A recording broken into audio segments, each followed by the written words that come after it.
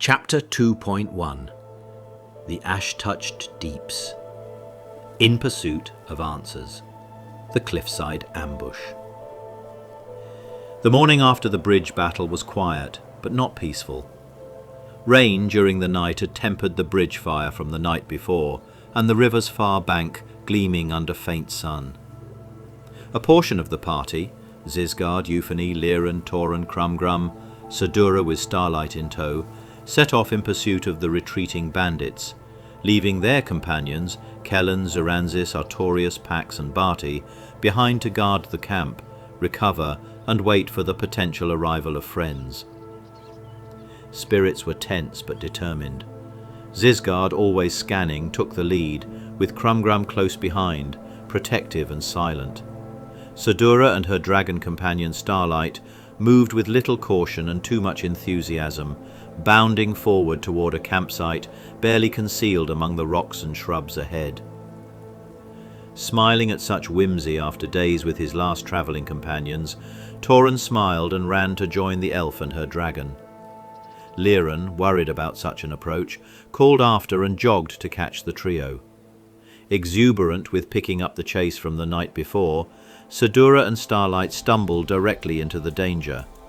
A carefully laid ambush.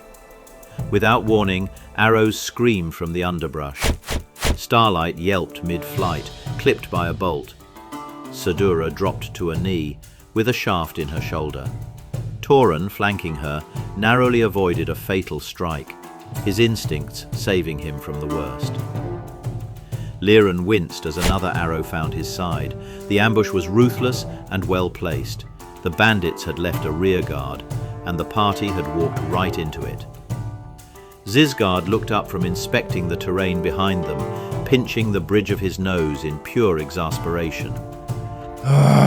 These kids will get us all killed, he muttered, before drawing his crossbow and sprinting toward the fight.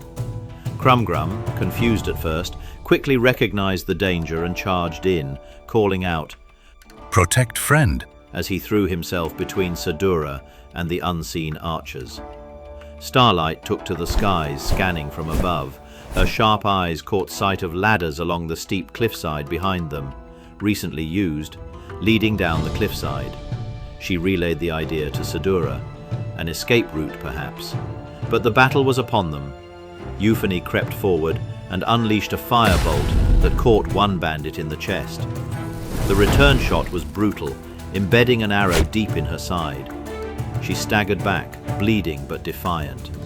Amid the chaos, Sadura raised her hand and cast Entangle toward the tree line, causing thorny vines to erupt from the soil. One bandit slipped and fell, tangled in roots and brush. Krumgrum raised his hammer high and with grim precision crushed the skull of a trapped foe. "I protect friend," he echoed, almost like a prayer. The flames from Sadura's follow-up spell soon consumed the vines, and the fallen enemy still tangled within. The bandits pressed with arrows, but Liran advanced, shield raised, deflecting shots and driving his sword into a reeling attacker. Toran, shaken, accidentally shot himself in the foot during the frenzy, grimacing through the pain. Sadura ducked behind a boulder, clutching her arm, laughing with a bit too much fire in her eyes as the field began to burn. Toran's eyes met Sadura's as she shot him a wink. All the while he tried to play it cool, blood steadily filling his boot.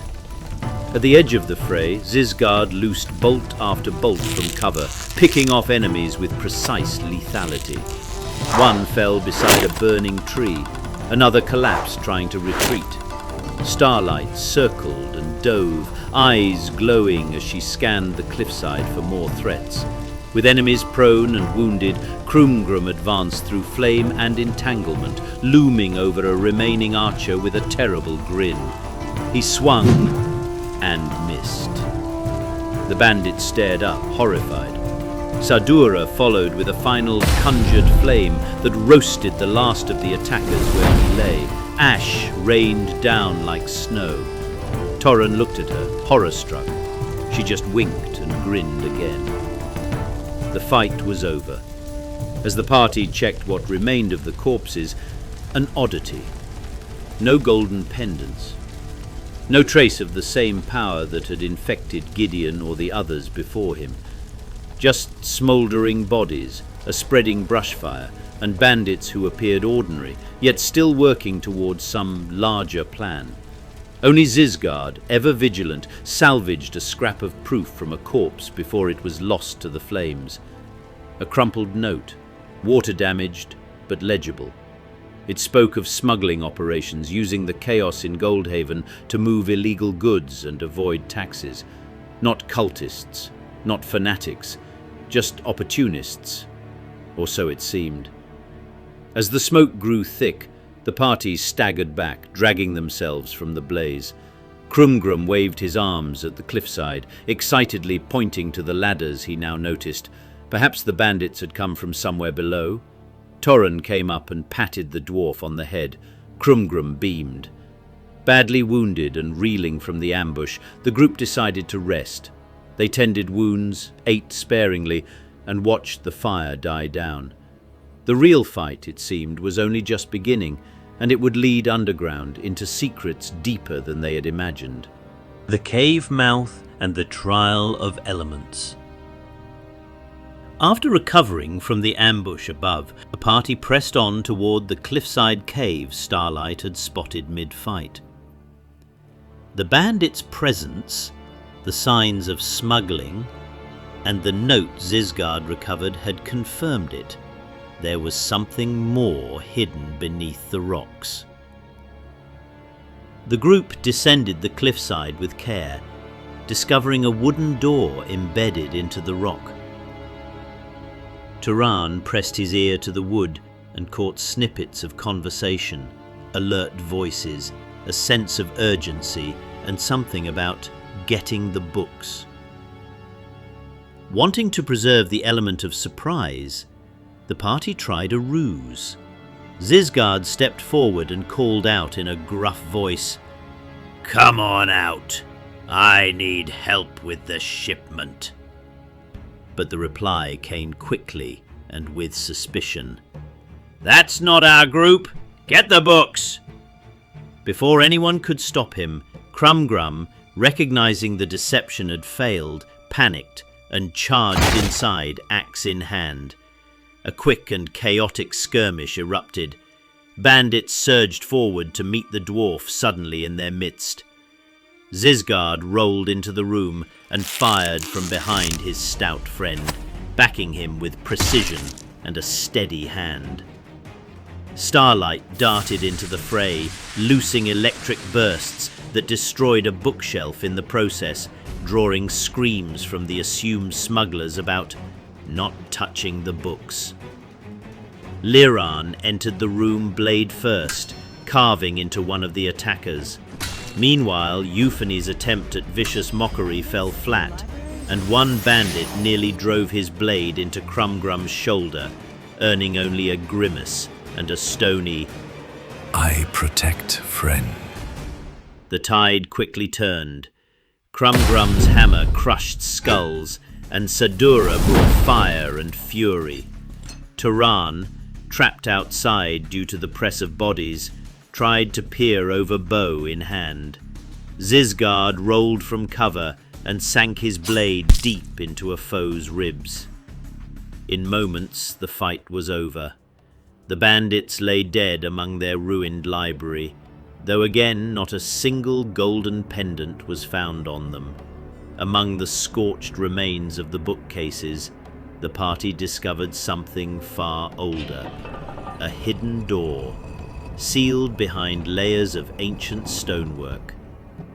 Following the passage further, they emerged into what seemed to be an antechamber of something much older than any bandit hideout. A forgotten dragon temple, half unearthed by the smugglers. The room was quiet, sacred in its atmosphere. 5 pressure plates lay embedded in the floor, each marked with cryptic elemental glyphs. One by one, the party deciphered the riddles. The red dragon plate. I am the first spark, the light behind your eyes. Without me, no life would grow. I am the Awakener. The blue dragon plate. After flame comes fury, splitting the heavens with thunder, a flash that splits the sky. I bring forward hope for new growth. The green dragon plate. Once fury fades, decay begins, the inevitable turn of the hands of time. I am the slow rot that ends all. The black dragon plate. At the final hour, the last sunset, I dissolve all bonds and break free all oaths. Nothing withstands me. The gold dragon plate. I am what you desire most. If you can withstand me, you are worthy indeed. Use me to cleanse and not for greed. Sadura, thoughtful and precise, guided the group through interpreting the meanings. One by one they stepped carefully onto the plates in an intentional order. Red, blue, green, black. Each time a glow answered their choice. When the final pressure plate was activated, the large stone door groaned open, revealing the temple's inner sanctum. But peace was short-lived. As Toran crept ahead, checking for traps, he found nothing amiss, until the floor crumbled beneath him. With a sharp cry, he fell into a hidden spike pit, impaling his leg. The others scrambled to pull him out, and while healing berries mended his body, his pride took longer to recover. Krumgrum leapt over the gap with ease and waved for the others to follow. Toran followed with a sarcastic backflip. Each member crossed, some with grace, others with brute force. As the party pressed deeper into the dangerous cavern, Toran quietly made the decision to turn back, citing the need to check on the others left at the bridge. With a final nod to his companions, he retraced his steps alone, slipping back into the darkness from which they came. Having bypassed the traps and opened the sacred door, the party now stood at the threshold of something ancient and perilous. What began as a hunt for common bandits was quickly revealing deeper currents, forgotten temples, smugglers, and the growing sense that they were uncovering something far more dangerous. Whispers in the garden and shadows on the bridge. After unlocking a chained door deep within the cliffside tunnels, the party descended a narrow, root-wrapped corridor. Strange flora clung to the walls, flowers glowing faintly, vines curling as if watching. It was there, humming gently amid a garden of unnatural subterranean beauty, that they met Maldura, a violet-skinned tiefling surrounded by living, breathing vegetation. She warned the party with simple words. Do not touch them. The flowers were her children, and they appeared to be feeding on her, body and soul. Though her presence was eerie, even mournful, she offered no threat unless provoked. When Sadura gently approached, Maldura allowed the party to pass deeper into the cave system, but gave a single ominous request. Don't tell the other noisy ones that I'm down here. As the group moved on, Krumgrum remained behind to excavate loose rocks from a side passage. Enchanted by Maldura's humming and solemn demeanor, he joined her as he worked, humming back in his gravelly voice while she tended her garden of eerie blossoms. Continuing down the path from Maldura's flowers, the others emerged above a smuggler's den. Hidden behind a grated overlook, they observed bandits below, working among crates, marked with a blood-red skull and knife, symbols Zisgard recognized from his past dealings with city underbellies. It was a full operation. Weapons, spices, animals, goods of questionable legality, all being packaged with disturbing efficiency. At the heart of it, a half-orc hammered away, trying to forge a golden pendant. Sadura lingered as the rest regrouped. She listened in on a conversation between the bandit Smith, his name now known as Grimlock, and a gruff leader who dismissed the pendant's worth.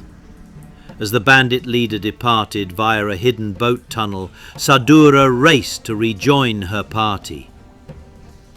Passing Maldura once more, she stopped Sadura, gifting her a strange copper amulet with internal gears, saying only that she no longer needed it. The amulet thrummed softly with potential. Reunited, the party pressed on, led again by Krumgrum, who had finished his digging. The tunnels brought them to a rickety wooden bridge suspended over a dark chasm. Ever the cautious warrior, Krumgrum tied a rope around his waist and handed the other end to Liran, muttering, Perilous friend. Liran went first and nearly fell as a board cracked beneath his foot. But Krumgrum held fast, anchoring him safely. One by one the party crossed. Krumgrum waited until the end, watching his friends unite on the far side. He smiled wide and proud as he stepped onto the creaking bridge. Boards snapped beneath him, but the rope held. His faith never wavered. After crossing the wooden bridge, the party approached another fork in the passage. On one side, what sounded like a training area. On the other, a rocky embankment. Choosing stealth, they sent Starlight ahead, who returned with news of snoring deeper within the tunnels. Hoping to bypass confrontation with those training, the party began scrambling up the rocky incline, until Sadura slipped, falling and bouncing, stones clattering loudly against the walls. The noise drew the attention of two bandit trainees who emerged, weapons ready. Euphony tried to distract them with a phantom mouse using thaumaturgy, but the ruse failed. Combat erupted in the narrow corridor. Krumgrum, ever the shield, entered a silent rage and struck with brutal efficiency. Starlight unleashed a bolt of lightning from Krumgrum's shoulder, staggering the attackers. Zisgard's crossbow dropped one foe cleanly. The second bandit, however, a burly human, gripping a mace, charged forward with confidence, locking eyes with Liran and swinging heavily into his shield. Unbeknownst to the bandits, Sadura, wild-shaped in her badger form, had disappeared beneath the ground seconds earlier, tunneling with uncanny precision beneath the corridor. Dirt churned quietly below his feet until it erupted. With a puff of soil and an angry squeak, Sadura burst up directly behind the bandit, her sharp teeth sinking into the meatiest part of his backside.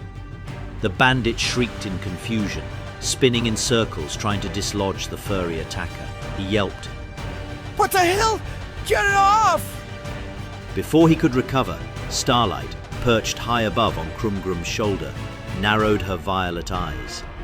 With a flash of draconic mischief, she also swooped in, emitting a zap of crackling electricity and biting down on the opposite cheek of the same bandit. The bandit screamed in a pitch far higher than his stature suggested, flailing wildly as the dual cheek assault continued.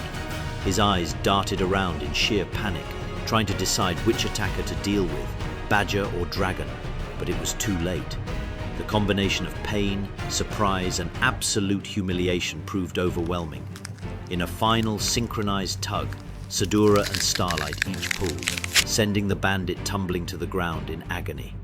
With a final hiss and wink shared between them, the two rear-end assailants stood triumphantly, Sadura proudly twitching her whiskers, Starlight flaring her tiny wings, leaving behind only a bandit whose dignity had been thoroughly and permanently singed.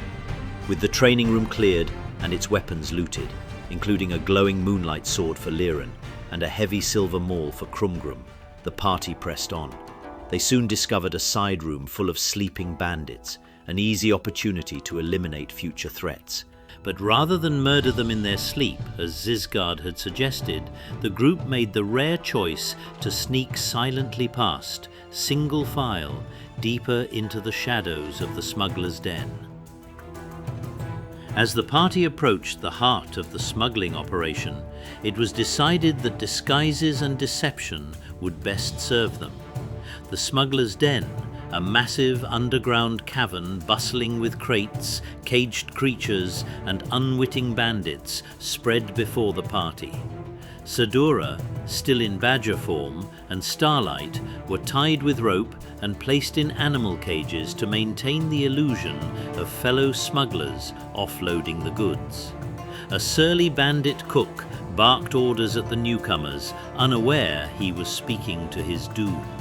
As the party wandered the den, their cover began to fray. Eyes full of suspicion from the smugglers fell on the party as the half-orc named Grimlock remained relentlessly hammering on the golden pendant, trying to crack it open. The tension snapped when Liran, in one clean motion, walked up and drove his sword through the cook's gut, silencing his last insult mid-sentence. As the cook fell, bandits turned in shock. Starlight exploded from her cage, soaring overhead, and Krumgrum stepped into the torchlight with his war cry, Krum protect friends. Euphony subtly charmed a nearby bandit, who promptly dropped his crate and began mooning over her, useless but enamored. Combat erupted in chaos. Spells flew, weapons clashed, and Sadura, still in badger shape, burrowed beneath the battlefield, erupting beneath another cook to bite savagely at his lower half. Euphony's enraptured bandit, however, refused to fight, sitting behind crates, smiling and waving his fingers at her, utterly lost in the magic. His swooning became a strange beacon of levity in the madness. As the battle raged, Grimlock roared in triumph. The pendant had finally cracked. A horrible sound followed. The pendant detonated, and whispers poured out, crawling through the minds of the party like oil on fire. Multitudes of voices overlapped in their heads, muttering secrets and hunger. This one has a small amount of us left. We will use him. The half-orc was consumed in an instant, his body becoming a raging fire elemental, flames wreathed around him like armor.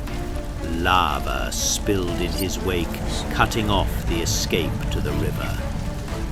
The whispers grew more frantic, then suddenly stopped, but the elemental remained, alive with fury and purpose. Through the fire, the half-orc's mouth opened once more. I will burn forever! Starlight made a daring dive to rip the pendant free, but was batted aside by a molten backhand, thrown across the space and smashing into nearby crates. Sadura, weeping, ran to her fallen companion as others prepared to flee. Krumgrum, unwavering, stepped between the elemental and his friends, ready to sacrifice himself. He lifted his maul, standing firm in the blaze.